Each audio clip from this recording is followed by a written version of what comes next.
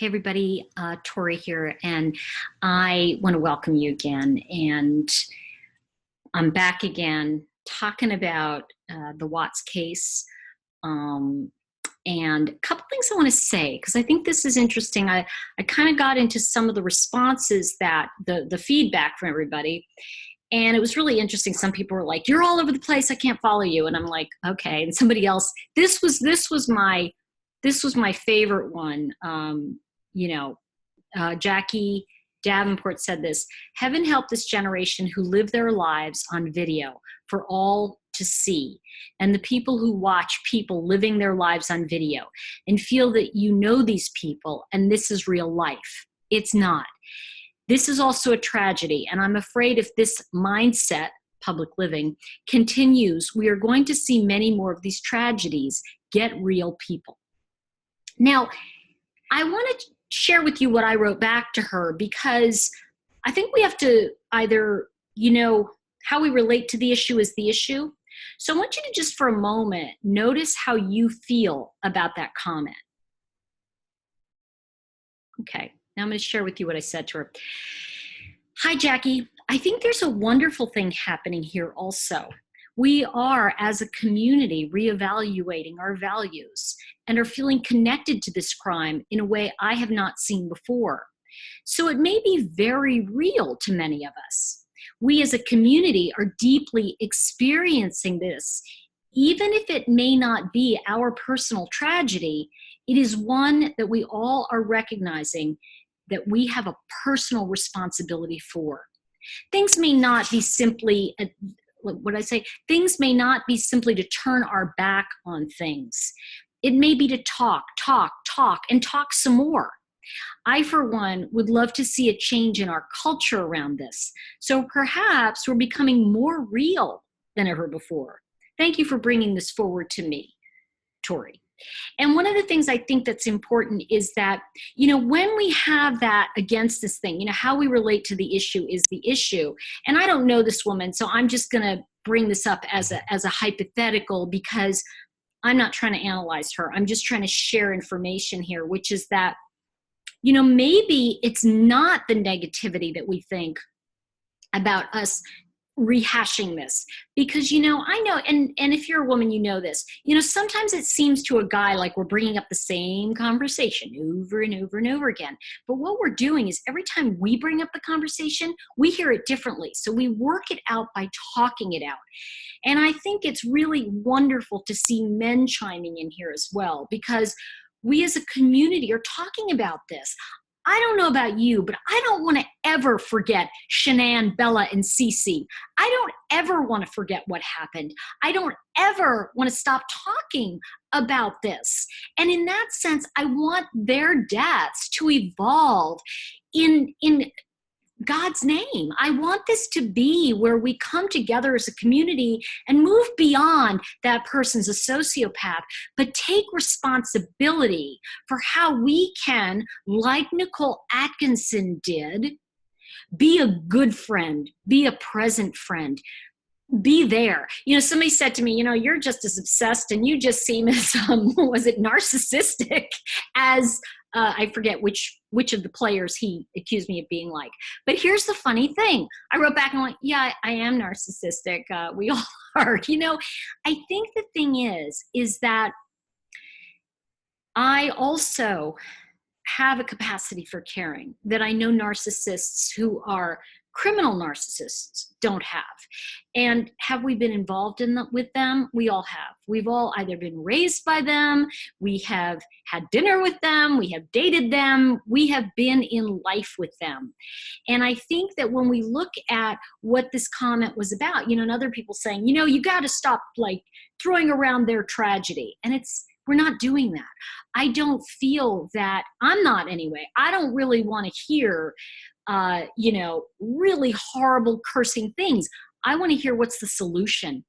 I really see, and somebody else said, which was great, I think it was Justin Spector, I think that's his name, forgive me, but he made a great comment about how committed he is, and he can't understand, or how interested, in this, and he said, "I can't understand, we weren't this way about Scott Peterson. And I want to just say he wasn't intimating that Lacey's death was any less important. I want to really underline that.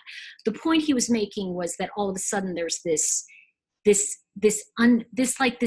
questions about this that were not brought up with Lacey Peterson. And I think part of this is that we're really looking at this in a very different way than we ever have before. You know, this is, like I said, we're in their house, we're looking at them, we feel we know these people, and no, we don't. And, no, it's not, this woman said it's not real life. Well, it is real life for us, because what's happening is maybe we're a little bit more evolved. Maybe we're more aware that this isn't just another crime, some guy's going to the penitentiary or what have you. This is something that we as a society are experiencing. I'm getting truth bombs. As an obligation for us to deeply, internally understand, because when we get that empathic part of us and we embrace it, we can make sure that these three people, I forgot Nico, I'm sorry, 4 did not die without leaving us a legacy of understanding, a legacy of the ability to see what, as a society, we put on these people as ideals that force them into situations where, she used the excuse of, well, he has better health insurance, to go back to him. This is a man that sent her a picture of a doll with a white sheet over it. She even said, oh my gosh, ha ha ha, what am I supposed to think? You don't know what to think. And you might say she was laughing, but, sometimes we have strange reactions. I don't know about you, but I've seen people have nervous laughter about things that are deeply upsetting them. Women will cry when they're in a rage. And so you may find yourself as a woman crying. And I remember looking at somebody I was working with. I was at the time doing readings, and I was working with a woman, and she was crying over something. I said, why are you crying? And she was like, well, you're insensitive. I said, no, you're in a rage. Why are you crying? And she went, oh my God, I am in a rage. See, I think we have to start looking at right-sized emotions and really learning them. Why are we not learning in school how to treat one another? Why are we not learning these things? And I think these are the vital things that need to come out. How to treat each other. Good parenting. Truth bumps I'm getting. These are things that we didn't have schools 300 years ago, but people knew if I wasn't nice to you, I wasn't going to survive the winter, because you're the one who got the kindling. So the thing I want to say is that Chris Watts, no, he didn't have a soul. But when we look at not having a soul, everything he did was a parrot. He parroted everything he saw. So this is somebody that, he was even repeating what Shanann said to him. And you look at the way she catered to him. Let's go back to this for a second. As a society, we're validating women who are married. There's a pecking order. Now, you have to admit, okay, for women out there, guys are going to be like, what? But here's the thing we look at, right? There is a kind of a hierarchy. And you know what I say when I mean, what I mean when I say this. I'm tired. I'm tired. When we look at women, first thing we do is a ring check, isn't it? Think about this. As other women, we always look, oh, she's got a ring. So here's the pecking order. Single, not dating. You are nothing, female. Nothing. Single, dating. Oh, you're just above nothing. Dating, but have a steady. Ooh, you're even higher in the hierarchy. Dating, but serious hierarchy. Boyfriend, girlfriend. I don't want to leave anybody out here, but I'm going to use male, female just for this example. Dating, but in a serious relationship, having a boyfriend. That's higher. Engaged. Wow, you have just elevated. Marriage, you are to be respected because you're married, right? But you know what the highest is? Widowed. She cannot be touched. So what I want to say about this, when we look at that equation, that we still hold ourselves up against. Now let's look at Shanann Watts. This is a woman who built her life around the whole persona of this hierarchy. Now, I'm not blaming Shanann. Please don't take that way. And please, because I don't want to be, you're blaming the victim. I'm not into blame, okay? I'm really not. I'm into responsibility, and I'm into looking at it. And sometimes when we walk into a forest, we see a lot of trees. So it may look like blame, but that's not what's going on. What's going on here is a conversation, and I want you to make comments down below. Wow, I see this, or I see that. Because as a community, we have an obligation. And here's the thing. Either God is or God isn't, right? So, I've had people come to me, and back when I was doing more psychic readings, now I'm writing and doing this type of stuff more, communicating. I had a woman come to me, and she had lost a child. I mean, she was like, her child had died. And she said, I don't understand this. I don't understand how this happened. And I said, I don't either. And people were like, oh, you're supposed to know. And it's like, no, how am I going to explain to some woman her child died? That is just completely insensitive, okay? I don't know, but what I do know about it is that death is something that in a society we forget to honor the dead.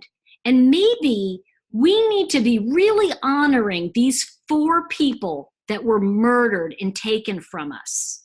Maybe we need to honor them in a way by really finding out, what can we do? What can we be teaching in our schools? And I'm not talking about psychobabble, all right? I'm not talking about new age stuff, and I'm in the new age movement, but I'm not talking about fake talk. I'm talking about, let's get real, peoples. Let's get reals. And what does that look like? That means saying to you, I don't know the answer right now, but I know there's pieces energetically that I want to put out there. And, as I put these pieces out, they're going to spark you. You're going to put pieces out. They're going to spark me. That's the idea. We've got to talk some more. Don't shut each other down. Don't say, oh, you're just trying to capitalize. Somebody said, I think I shared this with you. Somebody said, you're really capitalizing on this and I'm like, my channel's not monetized. I'm making nothing. I should be working on my next class that I'm teaching. I have another book due, all right? So this is stuff that, I'm doing because I deeply, deeply care about this woman and her children, and that they were taken from all of us. They represent a part of us that is stolen. And if you relate as deeply, if you have that empathic feeling that something's unsettled here, it's because we were robbed. We were all robbed. Now, yes, their lives were taken, but we were robbed because what if someone could have seen that sooner? What if one of us knew enough where we could go, hey, Shanann, you're not going home. And here's why. Okay. We didn't know her. We don't, but what if, the old cliche, and forgive me for quoting somebody else, but it's kind of like it takes a village. It takes a community. It takes all of us coming together. We can't pull apart. We can't be sitting here and going, I'm going to hate this one or hate that one, because here's the thing.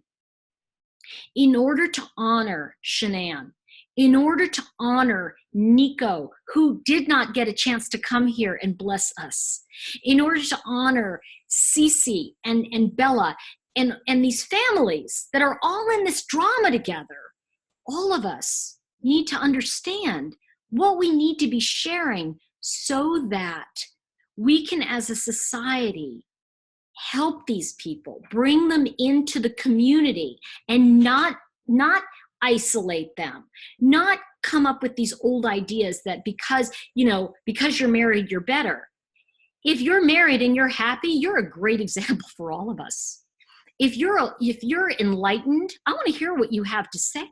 So I think when I talk about this tonight, I'm really thinking about, and I don't know if I said this, so forgive me, because one of the things that happens sometimes is when people criticize you in a certain area, you get very self-conscious about it. And so I got a number of people saying, you're all over the place and I can't follow you. And I'm like, oh, I've got to work on that. And it's like, you know what? Maybe I do need to work on it. Maybe I need a freaking teleprompter, you know? Maybe I need a producer. But the truth is I don't have that right now. So all I have is my heart, and I have you. And I have you to tell how painful it is. And for you to go, yeah, I know. It's painful for me to see that there are people walking around like Cindy who we don't see, and we fall into these patterns. Now, here's the thing I want to say about Cindy Watts. And I know this is going to be like, I'm probably going to get 100 things about this, the letters, but you know, they're all victims. Because the truth is, when we are unconscious, when we are not in our God light, okay, we are not being of service to people. And you know, there are times, because I'm so self-freaking involved, you know, I'll be like I'm going, I haven't heard from so-and-so. And it's like, well, maybe I should ask them how they are. You know, we get caught up in things. Let's go back to Cindy Watts for a second. So I don't know if I said this, so forgive me. Please don't bust me here if I repeated it, because I am tired. And especially when things are coming fluidly through me, it's hard sometimes for me to like, oh, I said that. But the reason, and it hit me, and forgive me, I think it was Lynn who said this, and it was just brilliant. It was about Cindy Watts, and she kind of sparked me with this about, okay, I love that she said this, and I want to share this. It was Sonia Flowers who said this, and she said, I have expressed many of the same things you say here, because I also believe that we owe it to the victims. And I really want to say, I want to change that wording. You know, we owe it to Shanann and Nico and Shanann's love for her children and their love for her. All right, Bella and Celeste. We owe it to them, as well as ourselves and each other, to learn the lessons there are to be learned from this case in order to take preventative measures for ourselves and those we care about who may be on a similar path. Awareness is so important. See, I think that's the conversation. This is not about sensationalism. And those who are attracted to what we're talking about here are more into the solution. Okay. Now, that's not to say that I'm not fascinated by true crime. I mean, I am, because it's like, what were they thinking? Or, you know, I think there's that part of me that is interested, but also part of the work that I do with the multi-generational work. You know, my grandfather was a cop, so I think I kind of have a little bit in that in my blood. I want to share that. I haven't forgotten about Cindy Watts. You know, part of what I want to say about this is when you're listening to someone who's intuitive, you have to listen intuitively. You can't listen as if you're trying to figure out what I'm saying. You have to be with it emotionally. So if you're trying to figure something out that was done in a fit of rage, it's almost impossible unless you step into that emotion. And you'll listen to profilers who will say the same thing. I have to get into the mind. I have to get into the state of that person. When I stepped into the idea of Cindy Watts, and energetically I was looking at Sandy as well, and remember what Sandy said about Chris. She said, I do not want to be the person who says death, that's God's job, not mine. Remember Sandy said that. She said, I don't want him to be put to death. I would like to spare his life. And that's how he got the life sentences. Now, here's something interesting. Let's go back to Cindy Watts. Well, what did she keep saying? I want to go to trial. What are you afraid of with the death penalty? You know, let's go to trial. And what I'm thinking is, and I've already talked about that, but check this out. Cindy wanted to win. You know what it reminds me of? I know you all relate to this. I'm going to come back to this other letter in a second. You know, when you're driving along, you know, and like you're in a 2-lane and there's parked cars on both sides, right? So traffic's coming this way and that way. And there's 1 lane here, 1 lane facing you, and then parked cars. I don't know about you, but I've had times where I'm driving and there's nowhere to go, right?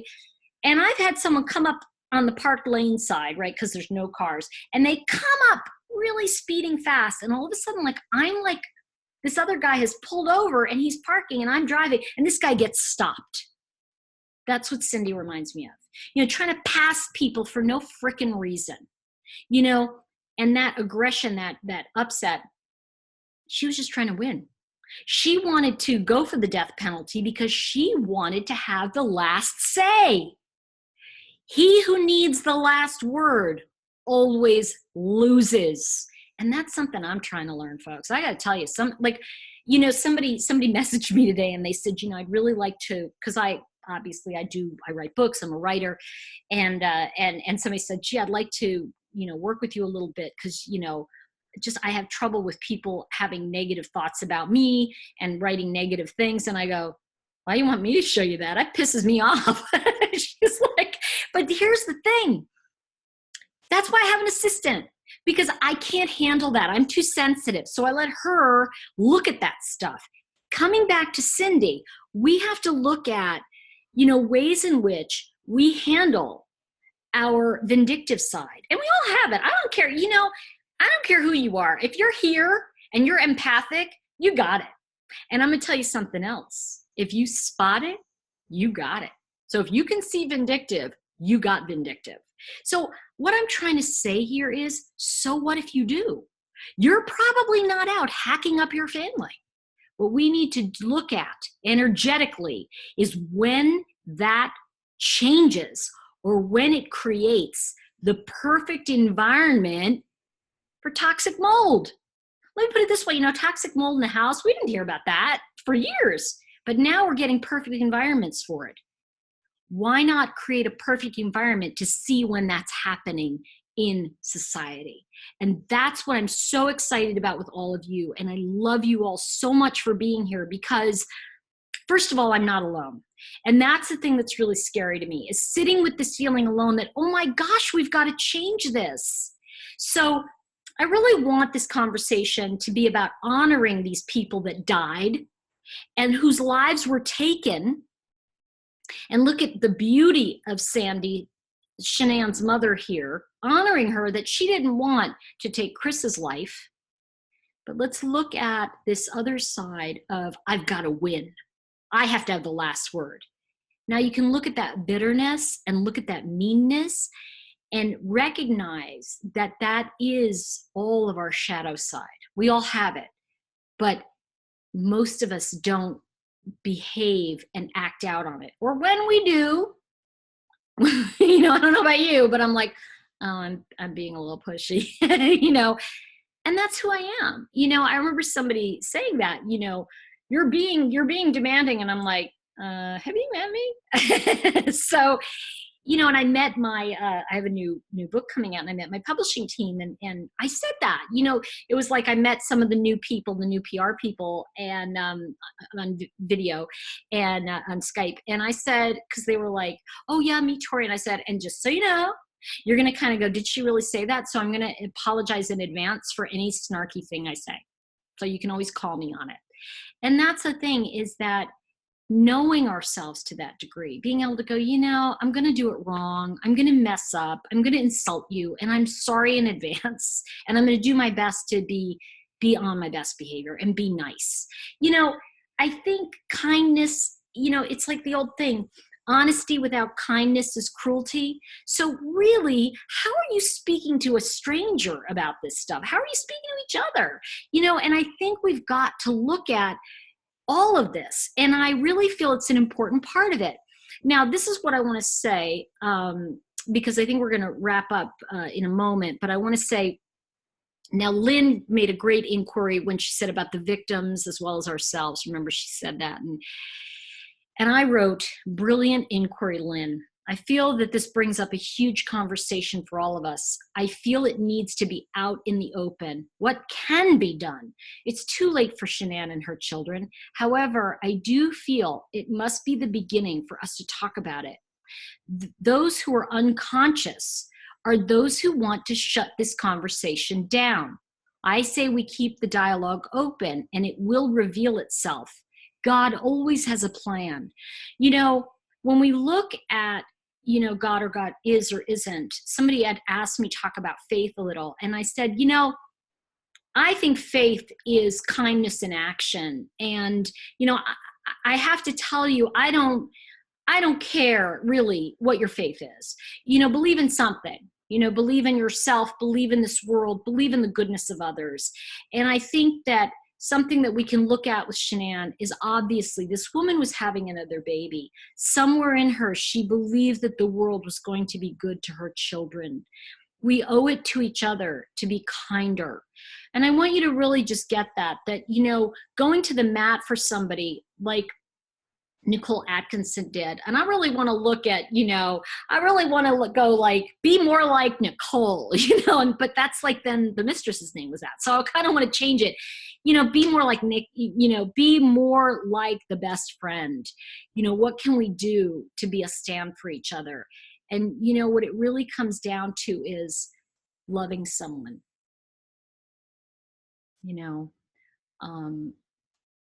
Nicole Atkinson really loved her friend.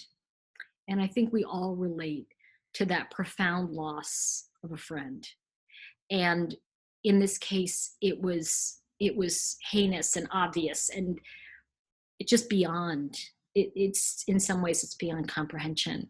But think about this for tonight. If you care about these people, if you care about this situation, if it's been bothering you, know that, you've been brought this. I mean, the angels bring us these conversations so that we can be together, and I think that if we look at Shanann and we look at the unity she was trying to create, nobody's perfect. Come on, so please, let's stay away from bashing anybody.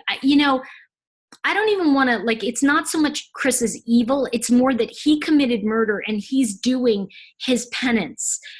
What I want to find out is how we can change the world together. I want to really be, go back to be the change, and, really thinking about how can we take the higher consciousness road in any given moment. And I want to share this with you, and I'm going to close with this. This is, it's from my toolkit, and it's one of my Chakra Wisdom Oracle cards, and it's the card Bittersweet. And in the toolkit, it says, how interesting, because we talked about the blue chakra yesterday, and Bittersweet is the card, and it says, as you embark on the journey of understanding how you express yourself, you'll begin to see that how you convey the circumstances of your life reveals your participation in it. So I'm going to leave you with that thought tonight to meditate with. And I want to just say God bless all of you, and God rest the soul of Shanann, Bella, Cece, and Nico, and really bring peace through the love that they gave all of us. In some ways, they're the sacrifice for our understanding and caring and reminding us of our humanity. So I love all of you. I really do. I'm so grateful you're here, and it just means a lot to me to be able to share this with you. I will see you, if not tomorrow, the next day, but I will continue on talking to you and keeping this dialogue open. Please share below. Please like the video if you like it. Please go ahead and subscribe to my channel, and we're gonna rock. We're gonna really get to this. We're gonna really find the love together. Much love, everyone.